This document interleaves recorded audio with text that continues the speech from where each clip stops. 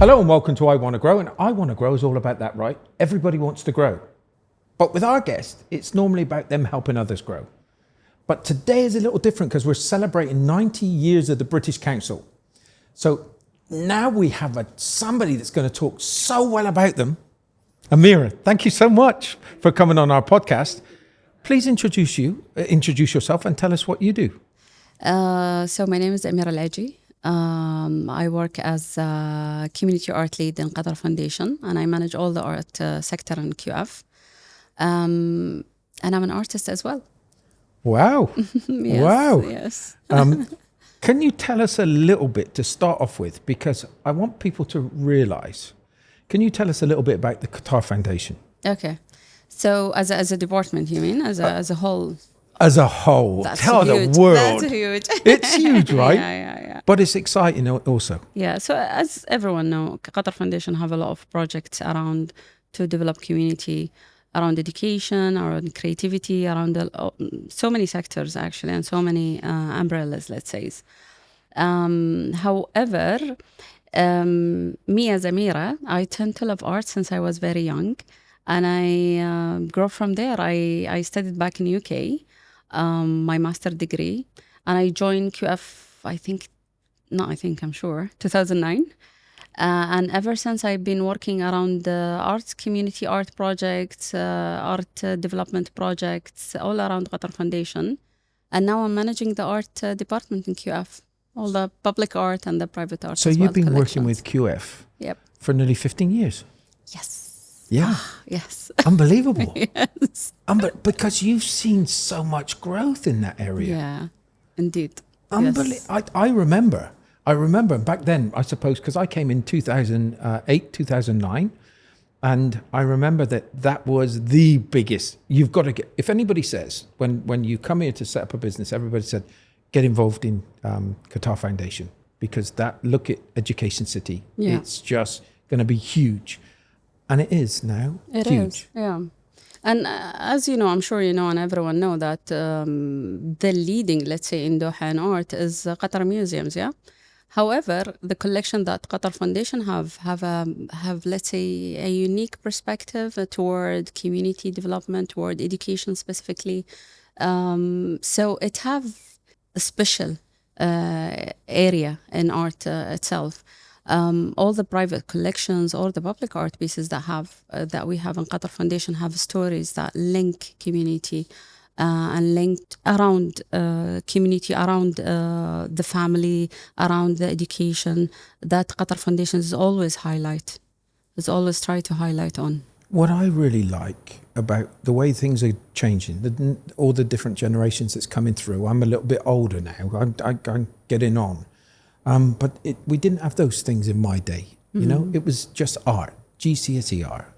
But there wasn't the ability to go into other sectors like camera work, like art. There was art, but not to the extent that we see it right now in Qatar, where they want you, if this is the life you choose, this is the life we want to help and support you in. Yeah. And that's the one thing I would say with Qatar right now is the way that this building here, M7, that we're in right now, what they're doing for the creative side of things is immense. Exactly. And it's interesting because in Qatar Foundation, I'm sure you know VCU, Virginia Commonwealth Of course, University, who's mainly into art and in design specifically, let's say.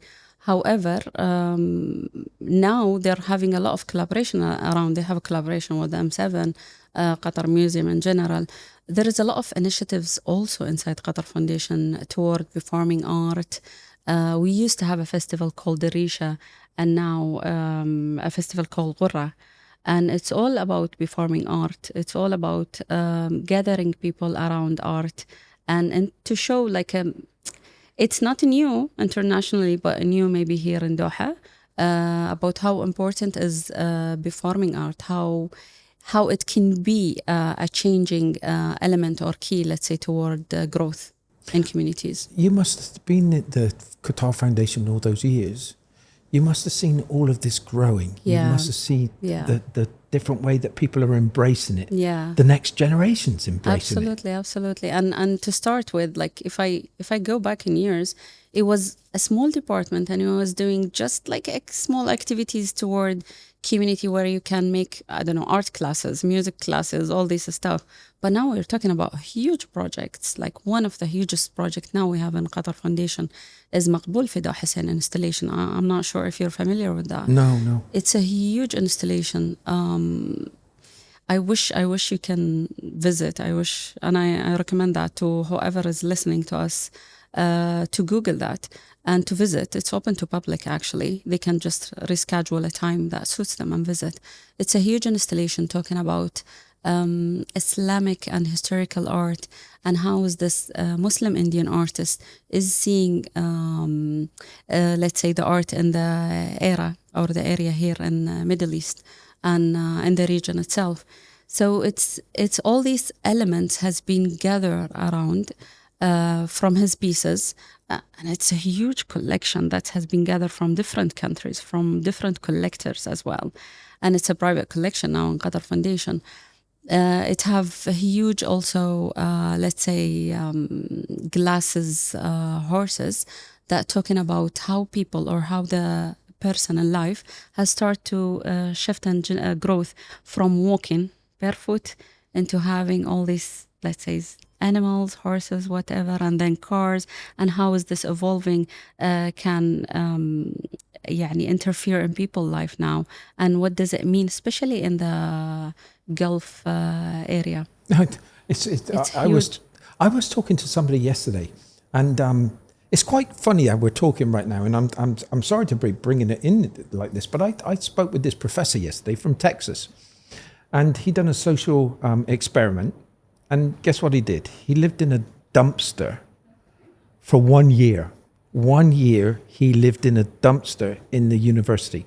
And what he was trying to do was he was trying to see what the differences were from going from a 4-bedroom house with all the furniture and luxuries to go and start living in a dumpster. Yeah. And he said that it was very emotional when he left there, because it taught him so many different things.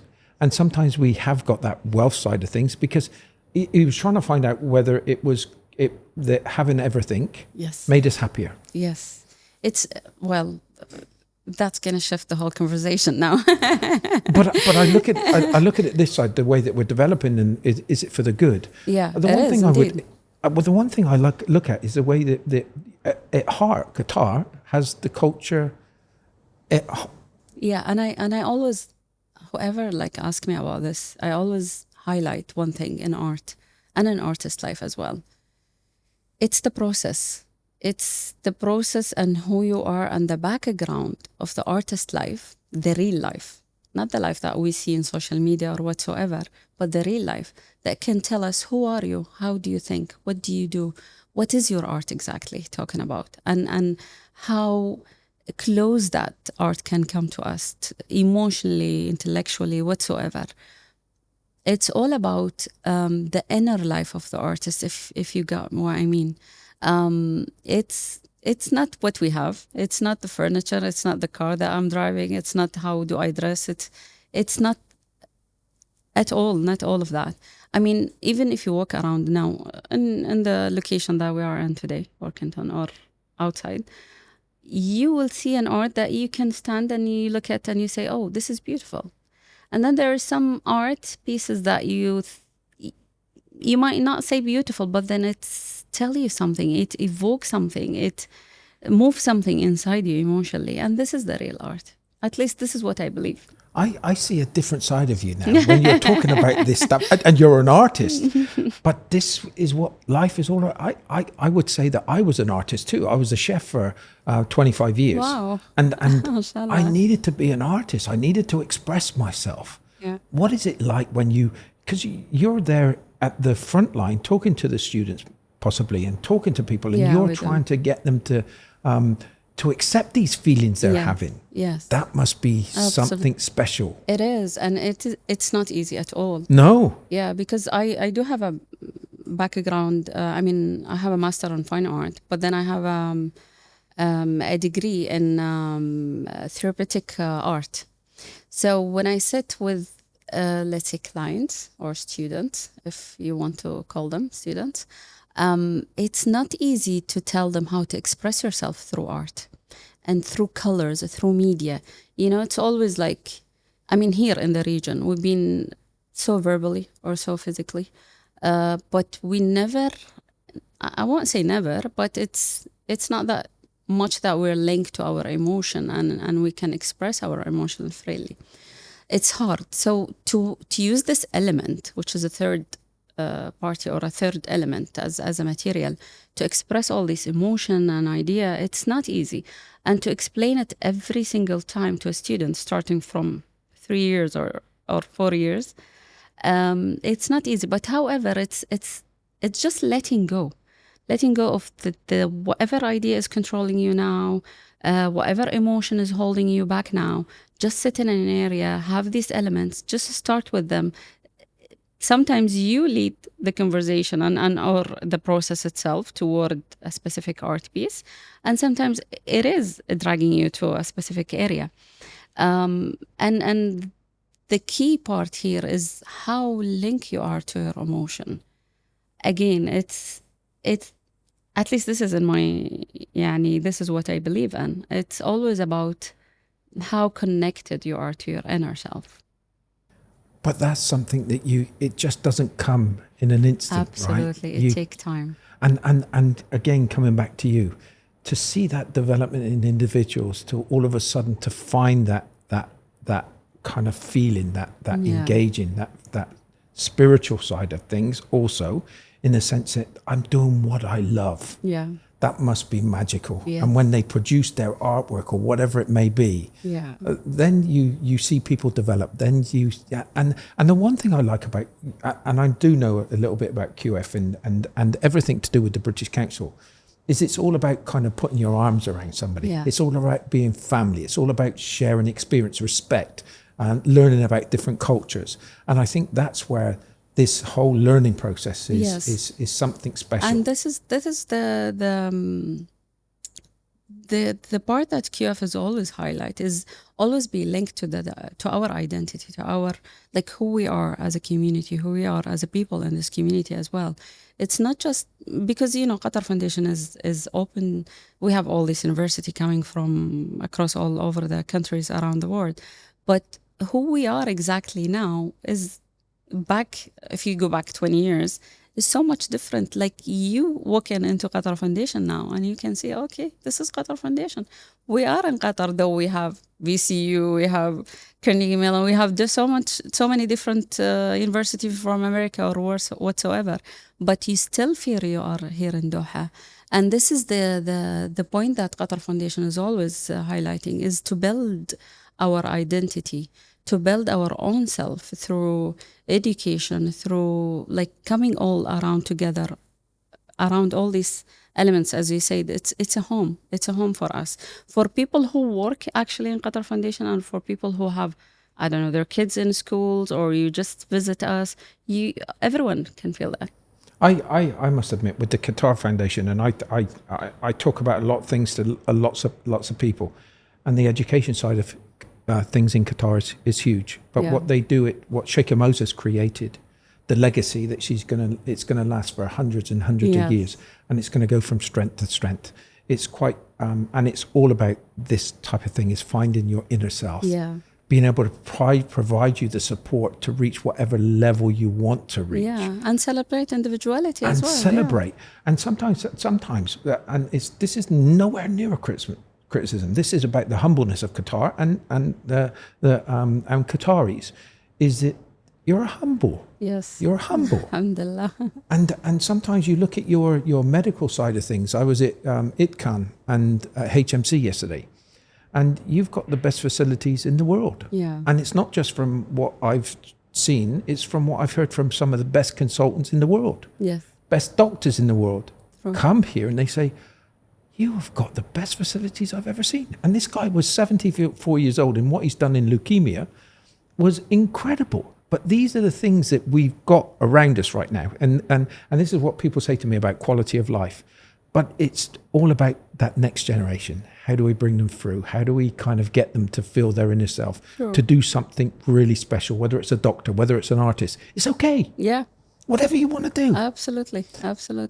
And it's always again and I'm keep I'm sorry, I keep repeating that, but it's always once you're linked to your inner self, once you know who you are, once you know what you want to do, once you know what is your passion, then you have everything. We have everything in Doha today. We have everything. And people are going to say, yeah, you're the richest country. It got nothing to do with money, right? Yeah. Okay, there is an element of it that if you didn't have the money, how could you do this? But the thing with it is that they don't they plow it back into the nation. They plow it back into the country. They want the best. They want to get away from fossil fuels. They want to get away from these things, and they're trying to invest in so many different areas. And that's what I like about Qatar. They are constantly moving forward. They're constantly they don't believe in anything that can't be achievable, and it's only with people that you're going to achieve those things. And it's empowering those people.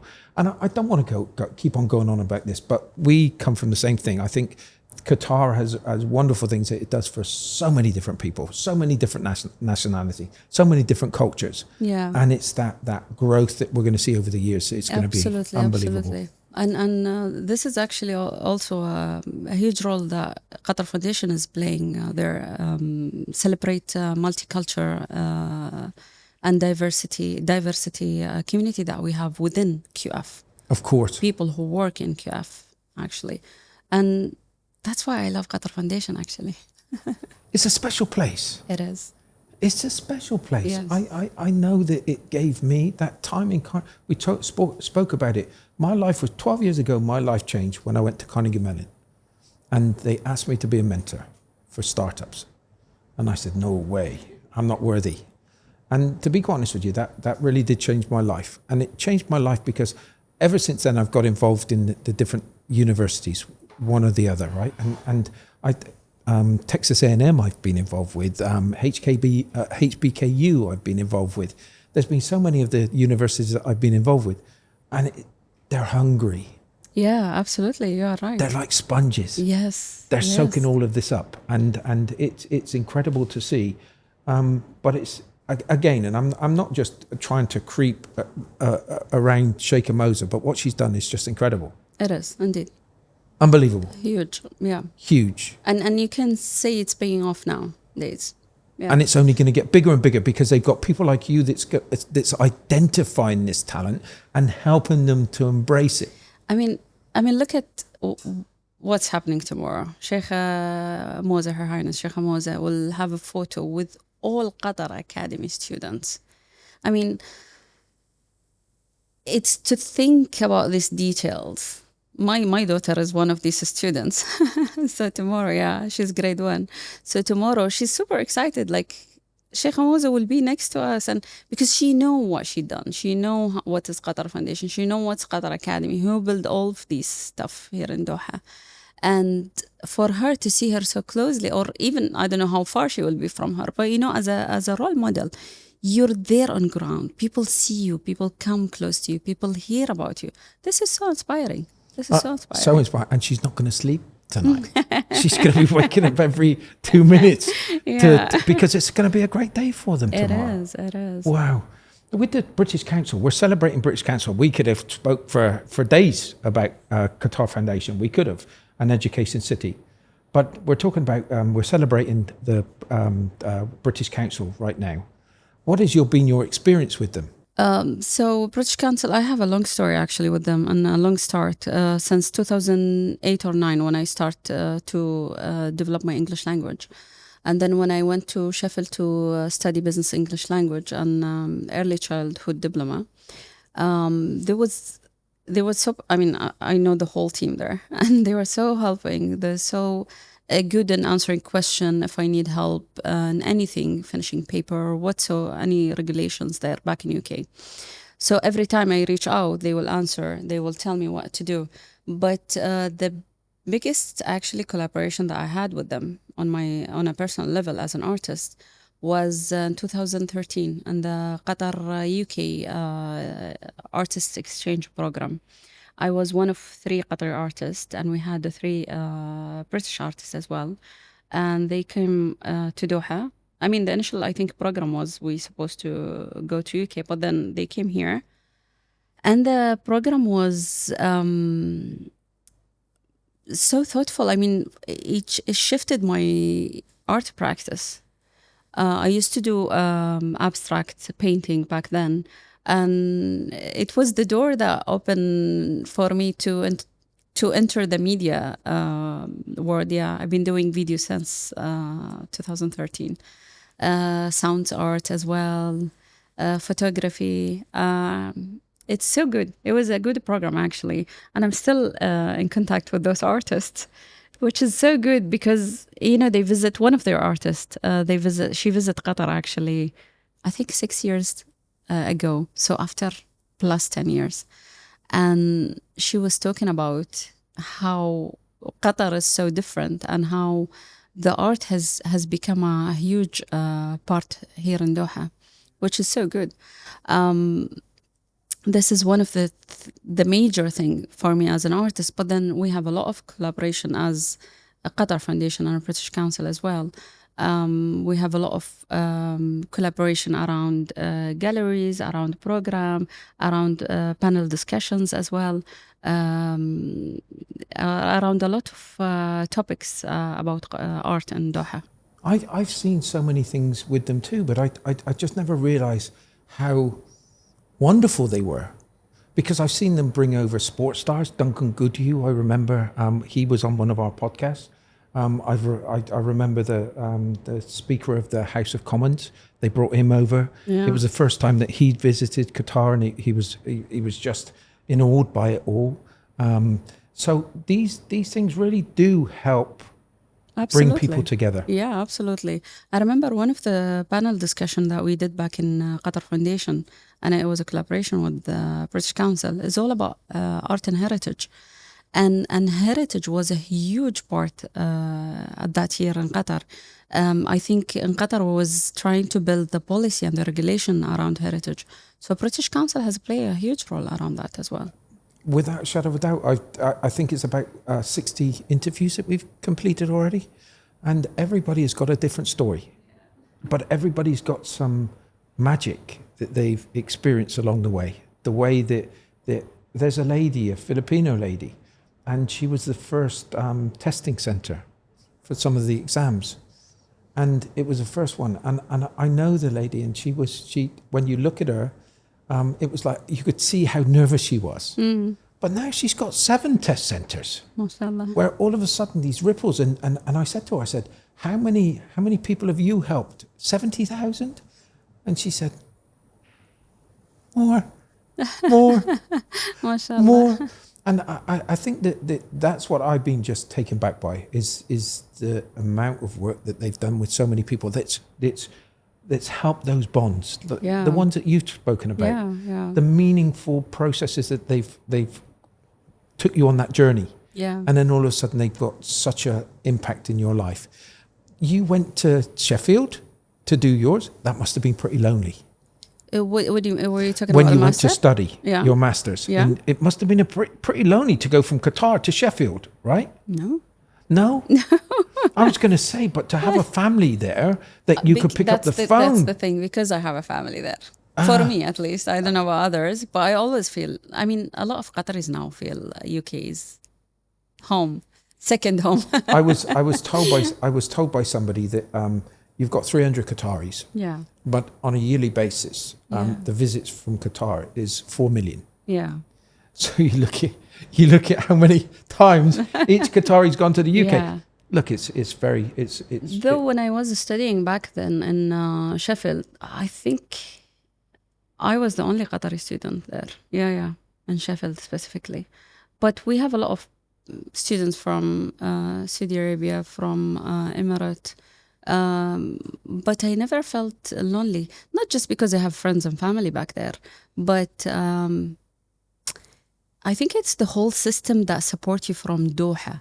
Either the British Council or the ministries or the whole system is wherever actually you go, in UK or outside, you feel home because you have all the answers. You know what to do. You know what to. And you think about the British Council has been here since 1972.